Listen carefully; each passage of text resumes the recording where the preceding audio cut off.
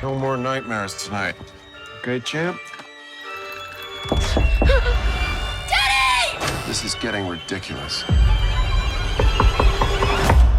This is an old house. No more nightmares. No more. That's right. You know, I wish I had someone I could talk to about the things that were happening in my house. Welcome back to Night News. Before we start, please like the video for more excellent content. CoBweB.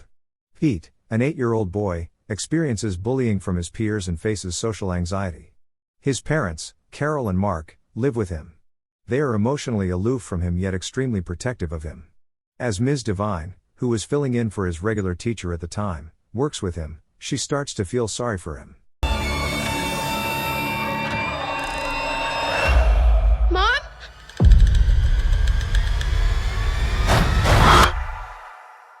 Mom? His parents forbade him from trick or treating on Halloween night, even though he and his friends had planned to go because of a small girl who had vanished a few years prior. Later that same day, Peter hears someone pounding on his bedroom window, startling him to wakefulness. In regards to the occurrences he claims to have experienced, his parents disagree, believing that he is making things up in his head. Peter is going to continue having conversations with a woman named Sarah over the next few days.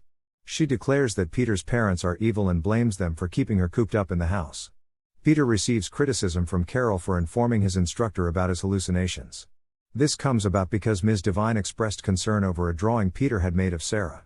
The person who made a mess and destroyed Peter's prize pumpkin was Brian, the school bully. Peter is motivated to push Brian after hearing Sarah's words, which causes Brian to fall down the stairs and break his leg. After Peter's parents confined him in the basement after learning that he had been expelled from school, he noticed a hole covered in a grate. Peter also found a cat in the basement.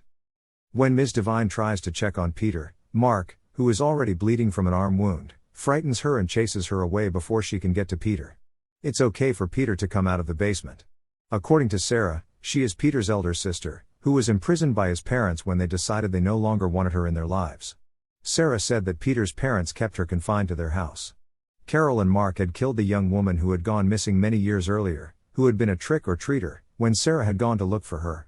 Halloween was the day Carol and Mark had decided to put her in jail. The young lady who had gone missing years earlier had been a trick-or-treater.